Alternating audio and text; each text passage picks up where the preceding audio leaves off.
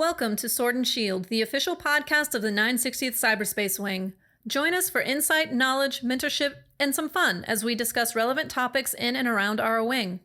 Please understand that the views expressed in this podcast are not necessarily the views of the U.S. Air Force nor the Air Force Reserve, and no endorsement of any particular person or business is ever intended.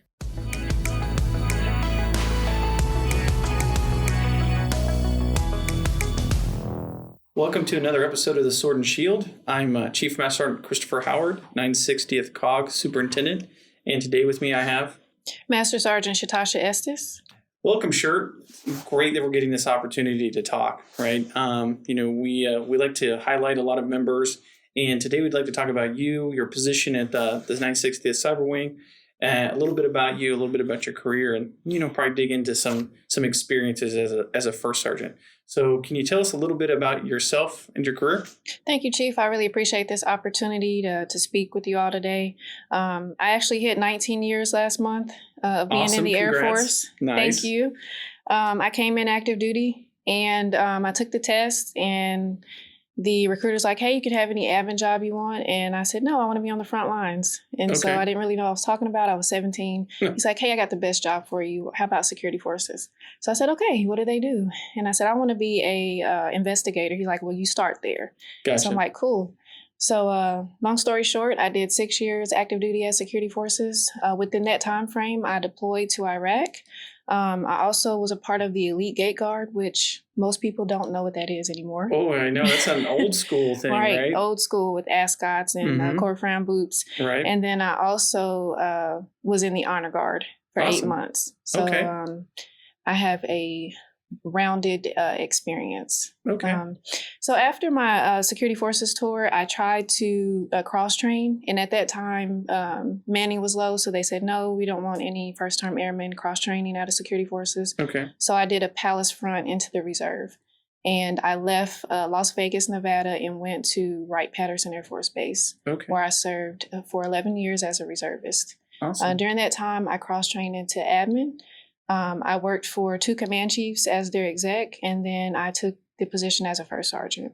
Okay. And so I've had my diamond on for about 3 years now, maybe 3 years in November. Awesome. And I've been in 3 different squadrons, was in OSS, an ops group, also combat comm, and now I'm here as a wing shirt. Awesome. Now that's a great track record of excellence there. When we talk about elite gate guard and we talk about honor guard and first sergeant, and I'm sure a number of accolades as an admin and as security forces.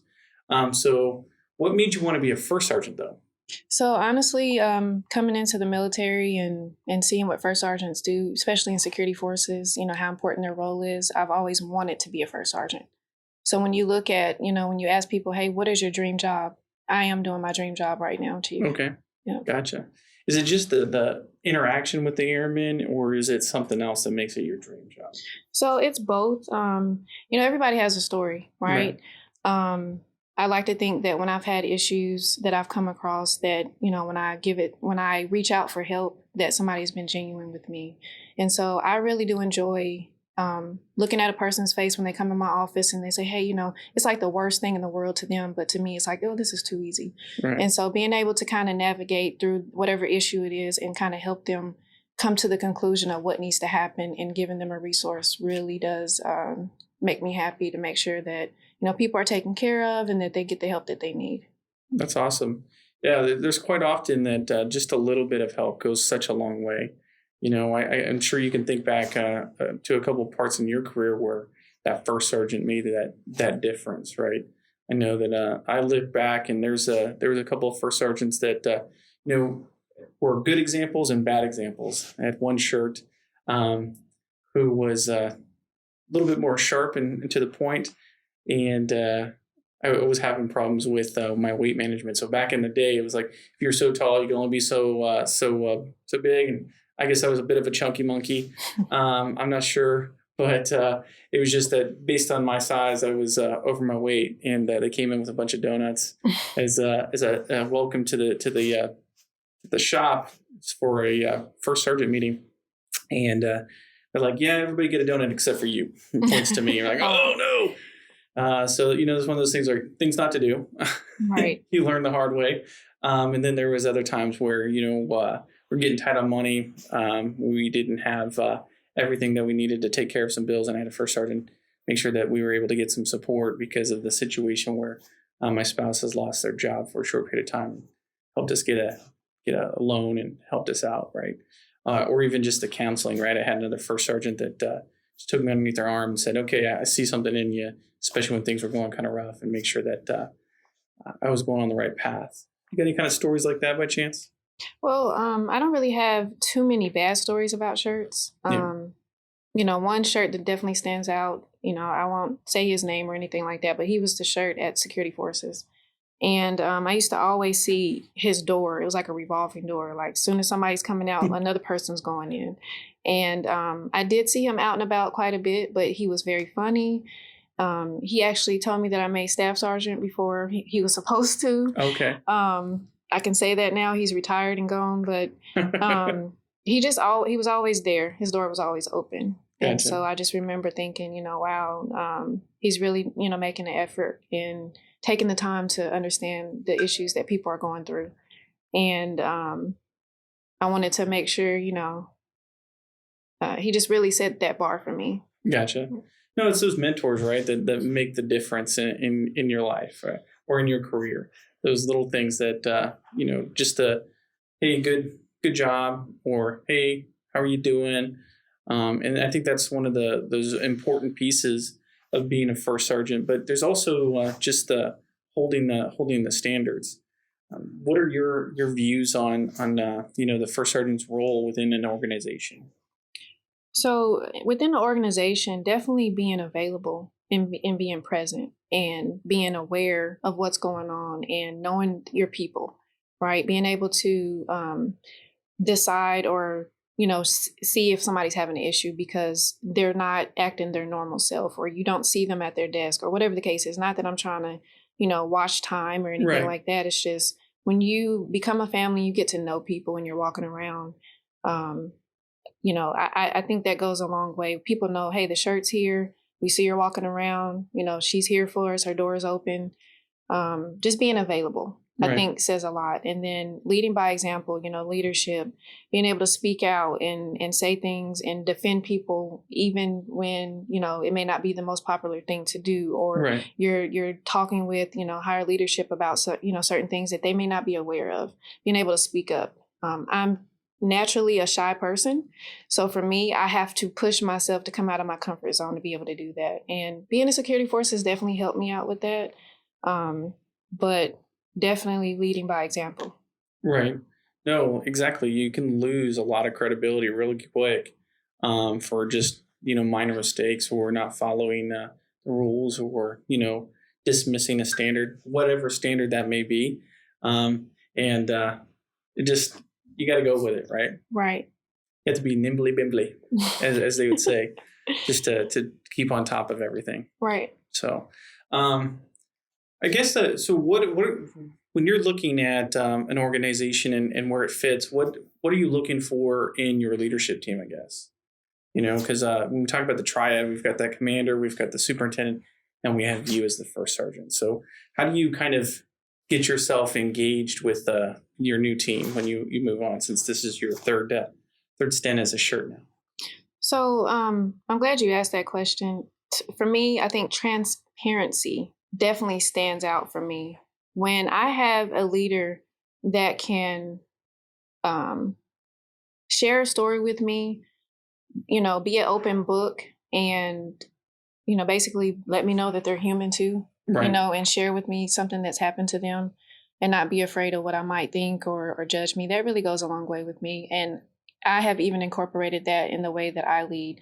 So if I have an airman come in my office and they tell me something, I want to make them feel comfortable and say, you know what? Hey, I've probably been through that, or I did go through that. Right. Because it helps people be able to relate and know that you've experienced it yourself, and you're not just reading off a card, or you're not reading out of a pamphlet. Like, you've actually been through it, blood, sweat, and tears. Right. And so when I have leaders who are able to say, you know what, hey, sure, you can get through this because I have, and emotional intelligence also, and empathy, because I would hate to be so upset about something and go into, my chief's office or commander's office, and they don't get it. Right. but my leadership gets it.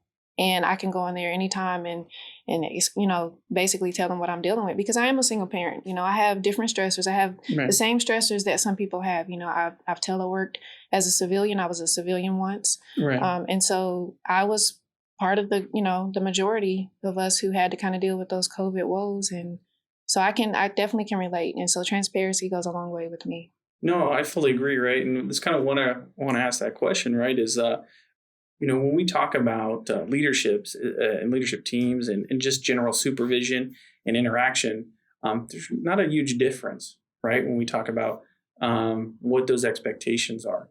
And understanding that you have to be transparent as a leader, and you have to be engaged as a leader, and you have to be able to be vulnerable in these situations, especially when you're trying to connect and show that emotional intelligence with their airmen, because you have a wide variety of experience from RAGAF to civilian position, being a TR, now an AGR, right? All of those experiences come into play when we're dealing with an individual airman, and that knowledge and that experience and that ability to have empathy and sympathy and bring it to the table really leads to being a good first sergeant, wouldn't you say? I agree with that, Chief. I was actually, when I was asked to be a shirt, because it was always a dream of mine, but I kind of put it in the back seat because I was dealing with a personal issue at the time. And I was nearing my 4th year with my second command chief, and he's looking at me like, "Hey, shirt, what's going on? Like, we need to talk about your exit plan." Right. And in my head, I'm thinking, I'm not going anywhere because this is my comfort zone. Like, I'm dealing with something right now. He's like, "Nope, this qualifies you for being a shirt. We need to push you out." And so he did. And it would be selfish for me to have come in the military and deal with all the personal things that I dealt with as a child, and then coming into the military and dealing with all the personal things that I did moving forward, and not share that with the team, right? I don't have to share every detail, but, being a single parent, going through a divorce, being a fatherless child, when you look at all these different dynamics and the different backgrounds that people come from, they can relate to me. Yeah. And so why would I not want to be a shirt? Why would I not want to stand in the gap and be there to help support people and walk them through whatever issue they have? So, no, I fully agree, right? At least that you're brave enough and strong enough to say, "Hey, look, I'm not perfect. My life wasn't, a golden road." And nobody's really is, right? Right. But at least you're willing to tap into that, leverage that experience, and then bring that reality to bear for our airmen, right? Mm-hmm. Not a lot of people are willing to be that vulnerable. So I can tell you, thank you personally for sharing that, right? I know that you and I have had a number of conversations and mentor sessions. Yeah, about some of these things. I can't say that, things were easy for me, but it definitely helps when you have that leader that can at least sit down and say, "Hey, I kind of get what you're coming from. I don't know your very exact specifics. I'm not sitting in your shoes this very second, but let me explain to you how my shoes were very similar to yours in this moment. This is how I dealt with it, or this is how I went about it." Or even just, "Hey, I can get an idea of what you're going through, and I'm not going to tell you that it's going to be easy. Right. I'm not going to tell you it's going to be the hardest thing ever. It may be, it may not be. But understand this. I'm here. Mm-hmm. I know that you need me, and I'm not leaving your side." Right. And I've seen that from you, and I appreciate that. Thank you, Chief. No, not a problem. I appreciate that.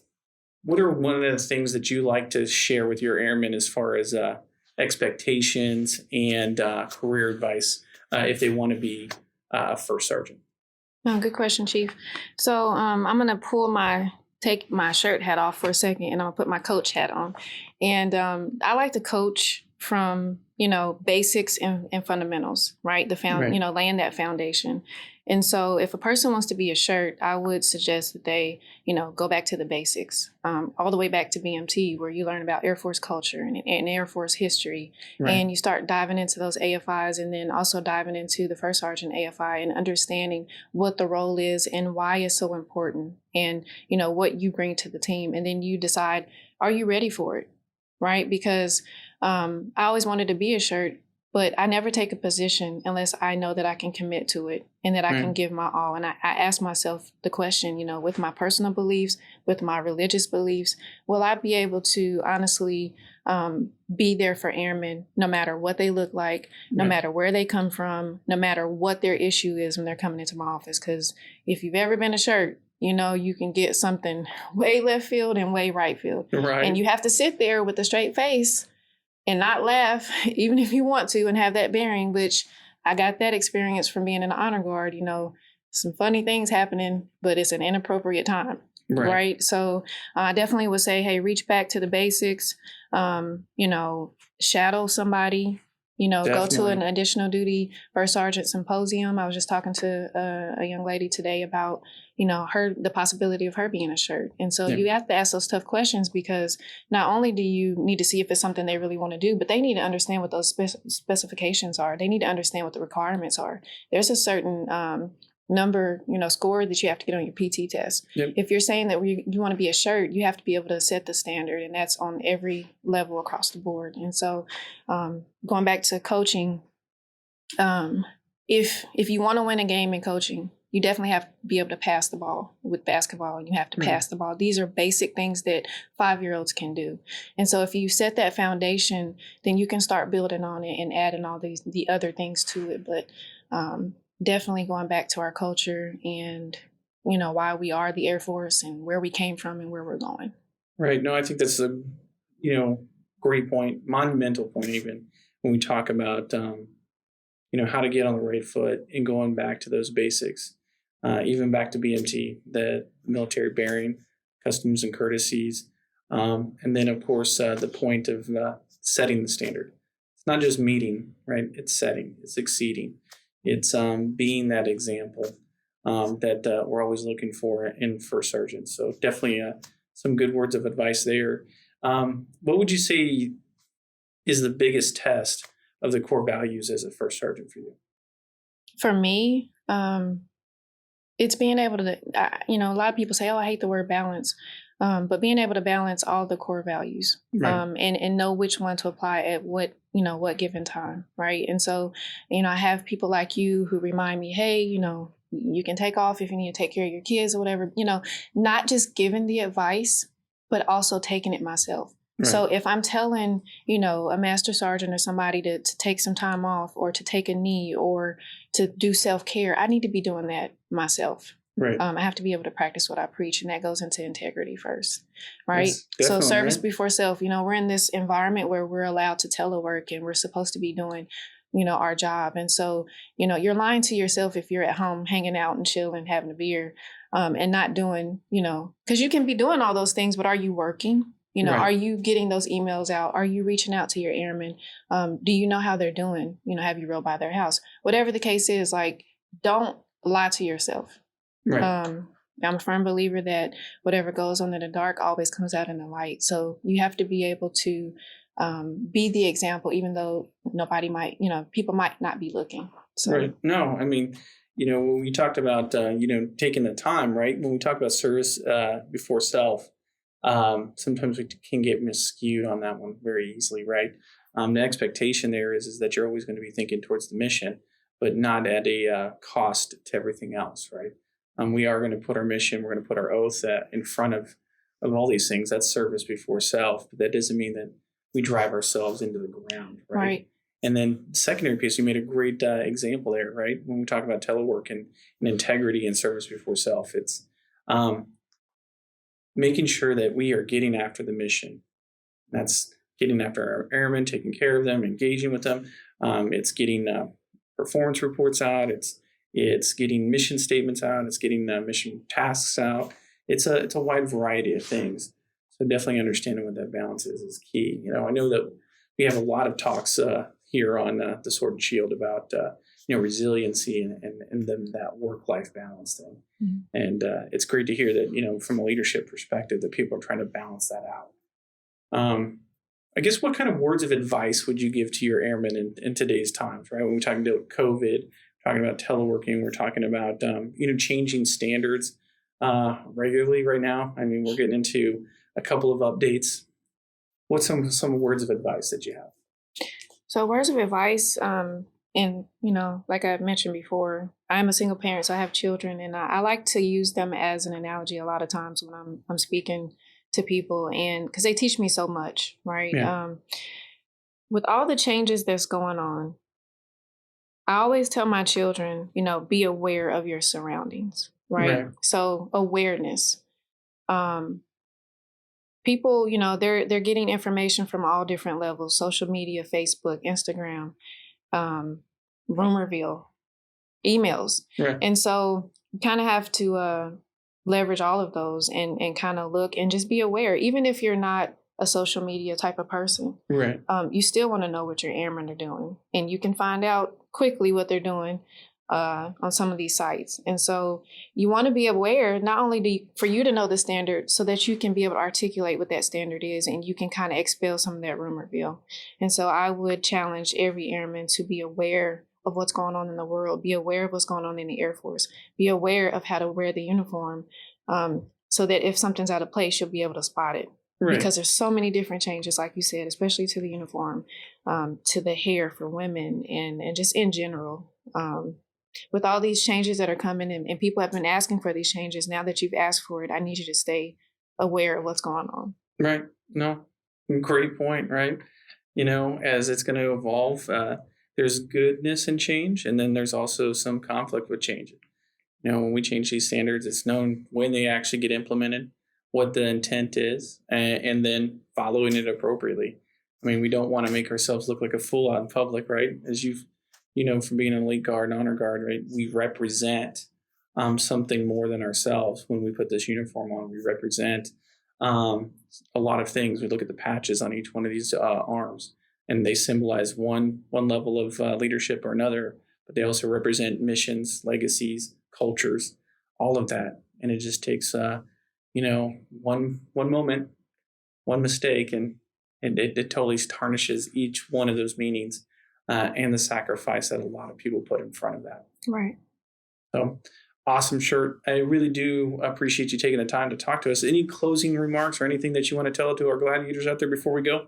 Yes, really quick. One thing that we didn't hit on is being proactive. And so part of being proactive is, okay, hey, we know that we live in a world where change is constantly coming.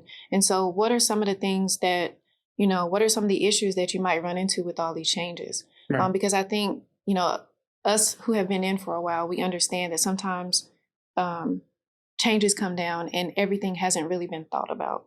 And so then you start thinking about, okay, so what if this happens, or what if somebody has this question? And so being proactive with regard to the changes, and also just, in general, right? And so I wanted to add that to our conversation. But, I really appreciate and leadership appreciates everything that everybody's doing, whether you're in the office or in a room in your house, looking out the window at all the cars going by. You've become a nosy neighbor.